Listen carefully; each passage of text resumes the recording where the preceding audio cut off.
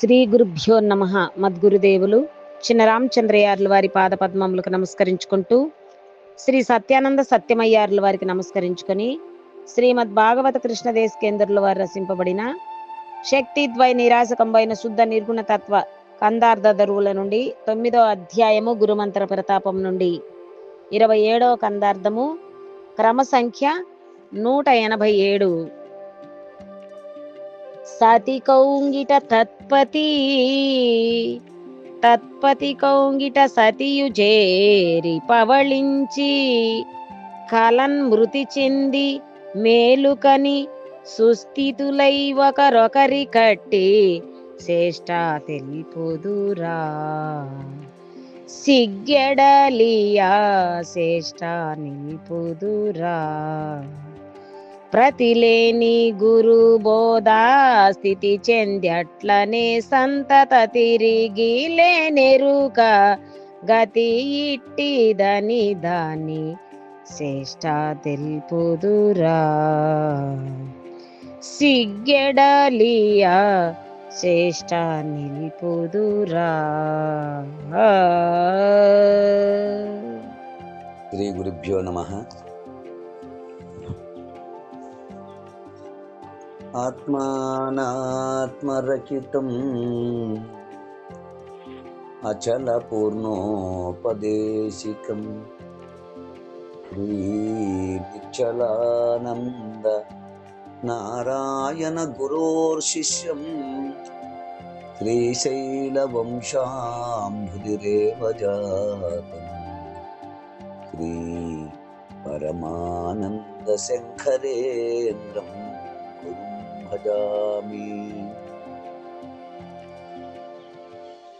మద్గురుదేవులు శ్రీ శ్రీ పరమానంద శంకర నారాయణ స్వామి వారి పాదపద్మములకు నమస్కరించుకుంటూ,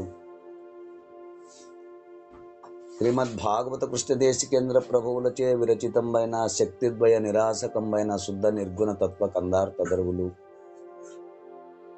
9వ అధ్యాయము గురుమంత్ర ప్రతాపము నుండి ఈరోజు మనము చివరి కందార్థము 27 అంటే క్రమ సంఖ్య 187 కందార్థమును విచారించుకుంటున్నాం. అయితే క్రిందటి కందార్థములో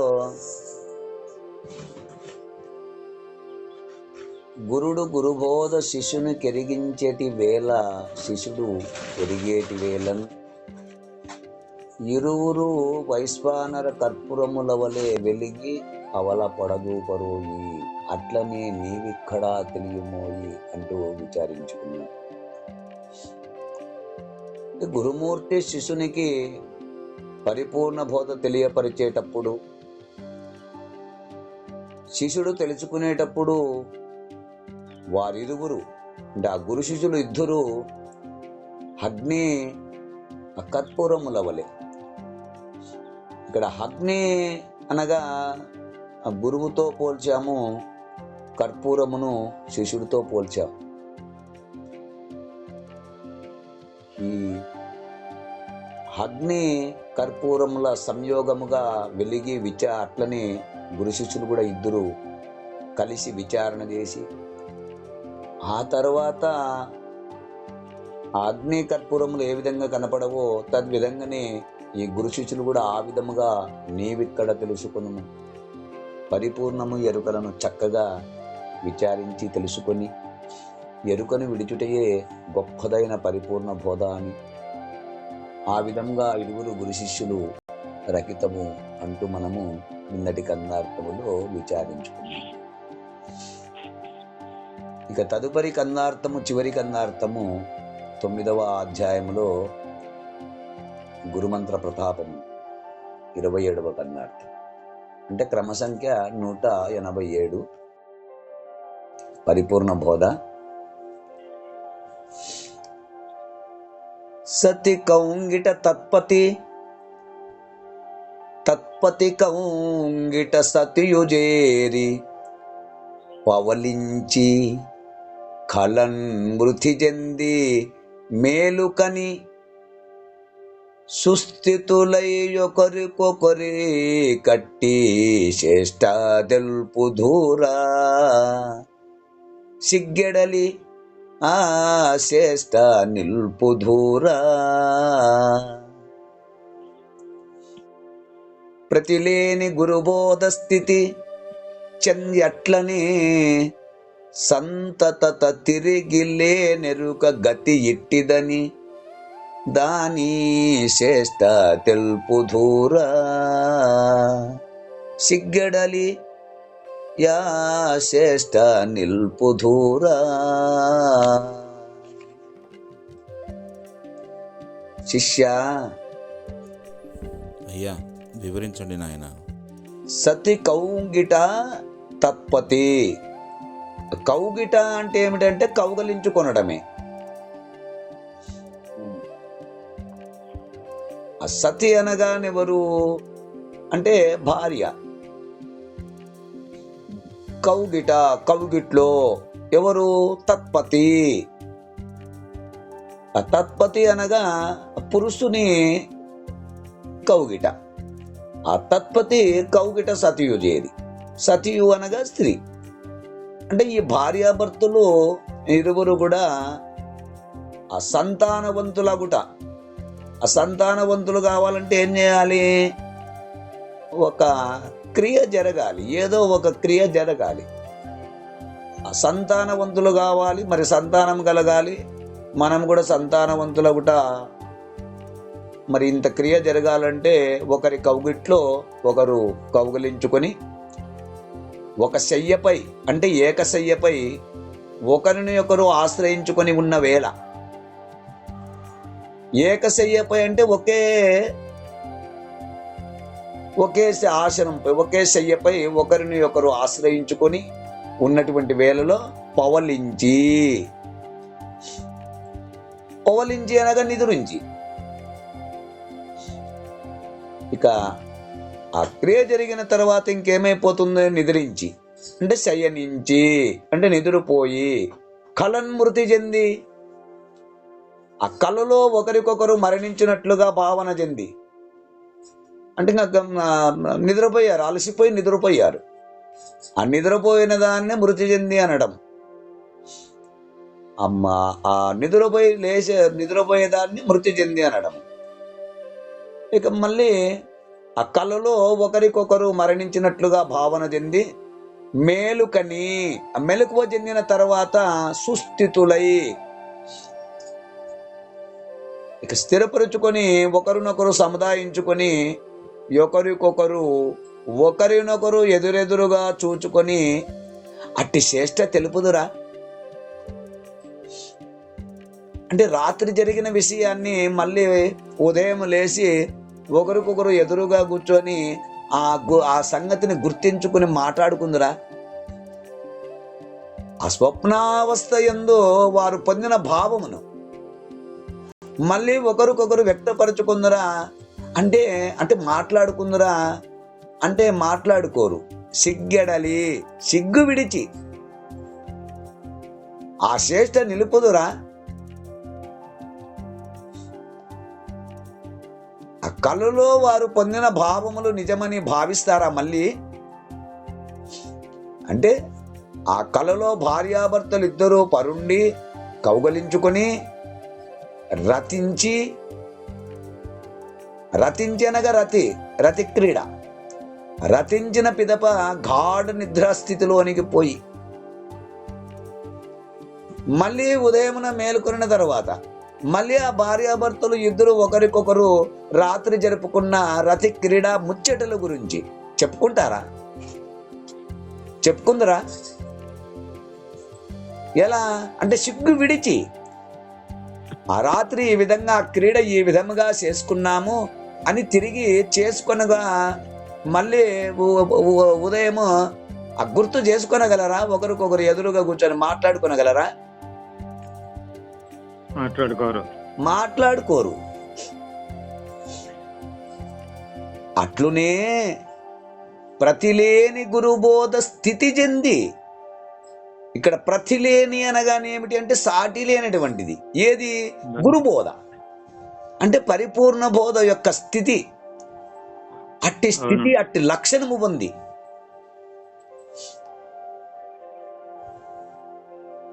సాటి లేని పరిపూర్ణ బోధ యొక్క స్థితి లక్షణము పొంది అంటే దృఢపరుచుకొని అట్లునే ఆ విధంగా సందత తిరిగి లేని ఎరుక గతి ఇట్టిదని. సంతత అనగా ఎల్లప్పుడూ అని అర్థము.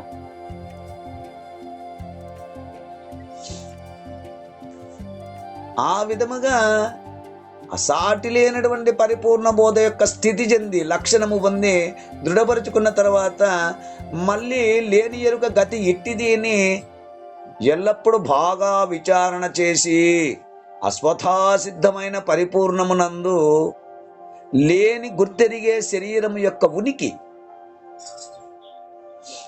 అంటే ఆ విధముగా సాటి లేని పరిపూర్ణ బోధ స్థితి పొందినవాడు తిరిగి మళ్ళీ ఎన్నడైనను ఎరుకగతి అంటే దాని శ్రేష్టలు తిరిగి మళ్ళీ పొందగలడా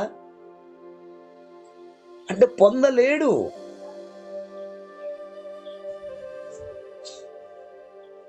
అట్టి పరిపూర్ణ స్థితిని పొందినవాడు ఎన్నడూ మళ్ళీ ఎరుక స్థితికి రాడు, ఎప్పటికీ రాడు. అంటే మళ్ళీ పునర్జన్మకు రాడు అని భావం ఇక్కడ. అవును. ఏ విధంగా అంటే కలయందు అనగా ఎరుకలో అంటే ఆ జాగ్రత్త అవస్థలో ఇద్దరు కౌగలించుకొని పరుండి రతించి మృతి చెంది అనగా ఇది మన్మథావస్థ. మన్మథావస్థ అనగానే ఏమిటంటే మరణం అని అర్థం కాదు. మృతి చెంది అంటే మరణము చెంది అని కాదు అర్థము. అంటే అది మన్మధుని యొక్క అవస్థ, ఆ మరణం అని అర్థం కాదు. అంటే రత్యానంతరము ఏమీ తెలియని స్థితిలో నిద్రించుట అంటే మత్తులో నిద్రించుట. అలసిపోయి ఆ క్రీడా సమయంలో అంటే రతించే సమయంలో అలసిపోయి ఇక ఆ మత్తులో ఆ స్థితిలో నిద్రించుట అని అర్థము. అంటే మన్మథ అవస్థ. ఇక్కడ మన్మథ అవస్థలు అనగా ఎన్ని మన్మథ అవస్థలు అంటే చక్షుప్రీతి, మనస్సంగమము, సంకల్పము, ఆ క్రీడించాలనే కోరిక. సంకల్పము అనగా క్రీడించాలనే కోరిక. మొట్టమొదటి చక్షుప్రీతి. చక్షుప్రీతి అనగానే ఏమిటి అంటే నేత్రముతో చూడనిదే నీ మనసుకు తాకదు కాబట్టి మొత్తం మీద నేత్రముతో చూడాలి. ఆ అందాన్ని నేత్రంతో చూసిన తర్వాత ఆ మనస్సులో సంగమం చేస్తుంది సంకల్పం. ఆ మనస్సంగమం అనగా సంకల్పమే. ఆ మనస్సులో క్రీడించుకుంటుంది మొట్టమొదట. ఇక సంకల్పం ఏర్పడుతుంది. సంకల్పం అంటే క్రీడించాలనే కోరిక కలుగుతుంది. ఇక జాగారము. జాగారం అనగా నిద్ర పట్టకుండుట. ఇంకా చింత ఏర్పడుతుంది మనస్సులో.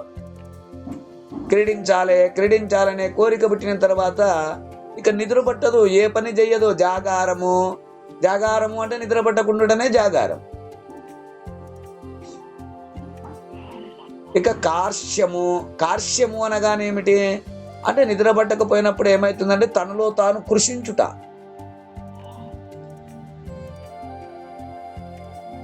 ఆ కోరిక కృషించుట తనలో తాను. ఇక విషయ విద్వేషము అంటే ఏ పని చేయాలన్నా అది పని చేయలేకుండుట. ఏ పని చేయాలన్నా అదే కోరికే, పని చేయలేకుండా ఉంటున్నావు. ఇక 7 లజ్జ త్యాగము. ఇంకా ఏదో ఒకటి కాదు, ఇట్లా పని చేయలేము, నిద్ర పట్టదు, ఏ పని చేయాలన్నా ఇష్టపడతలేదు, కానీ మనసులో కాల్చుతుంది, కృషించిపోతుంది. ఇదంతా అయ్యే పని కాదు అని లజ్జ త్యాగము అంటే సిగ్గు విడచుట. విడిచి ఎవరో ఒకరు ముందుకు పోవాలి. ఇక సిగ్గు విడిచిన తర్వాత ముందుకు పోతే ఏమవుతుంది? ఉన్మాదం అంటే పిచ్చి. ఆ పిచ్చెక్కుతుంది. ఇంకా పిచ్చెక్కిన తర్వాత మూర్ఛ అంటే గుర్తే లేకుండా పోతుంది, మరుపు చెందుతుంది. ఇక మరుపు చెందిన తర్వాత ఇంకేమైపోతుంది? క్రీడ అయిపోయిన తర్వాత మరణం. ఇక రత్యానంతరం మళ్ళీ స్థితి ఏమైపోతుంది? గాఢ నిద్రలోకి పోతుంది. ఇందులో చెప్పబడిన ఈ 9 అవస్థలైనను ఆ ప్రేమ ఫలించకపోయినచో ఆ చనిపోవుటకు కూడా సిద్ధపడురా. మరణము లేక ప్రేమ ఫలించి ఆ రతిక్రీడ జరిపిన తర్వాత ఏమీ తెలియని స్థితిలో ఎవరికి వారే మళ్ళీ వేరుపడి గాఢ నిద్ర పొందుటనే మరణం. అంటే అది ఒక అవస్థ, మన్మథావస్థ అంటారు. మరణం అంటే మరణించినట్లు కాదు. మరి ఈ కందార్థము ద్వారా ఈ విధంగా వివరణ అందిస్తున్నారు. ఇది శ్రీమద్ భాగవత కృష్ణదేశిక ప్రభువ విరచిత ద్వైత అద్వైత. అంటే ఇదంతా కూడా శ్రీమద్ భాగవత కృష్ణదేశిక ప్రభువులు వారు ఈ కందార్థ భావమును దృఢపరచుటలో మనకు దృష్టాంతముగా ఇవన్నీ మన్మథ అవస్థలు తెలుసుకోవాలంటే కొక్కక గ్రంథము నుండి ఈ దృష్టాంతం తెలిపినట్లు ఆ మన్మథావస్థలు ఆ 10 కూడా కొక్కక గ్రంథములో చెప్పబడినట్లుగా మరి ఏమి ఎరగని స్థితి, మూర్ఛ, గాఢా నిద్ర పొందుట, మరణము అంటూ మనకు ఆ శాస్త్రం నుండి తెలిపినట్లుగా మనకు తెలియబడుతున్నది. కాబట్టి ఇది శ్రీమద్ భాగవత కృష్ణ దేశికేంద్ర విరచిత ద్వైతాద్వైతరహిత పరమతత్వే గురుమంత్ర ప్రతాపన్నామ నవమోధ్యాయ సమాప్త. జై గురుదేవ. జై గురుదేవ. జై గురుదేవ. జై గురుదేవ. జై గురుదేవ. జై గురుదేవ. శక్తి ద్వయ నిరాశకంపైన శుద్ధ నిర్గుణ తత్వ కందార్థ దరువుల నుండి 9వ అధ్యాయము సంపూర్ణం. జై సద్గురు ప్రభు మహారాజ్ కి జై.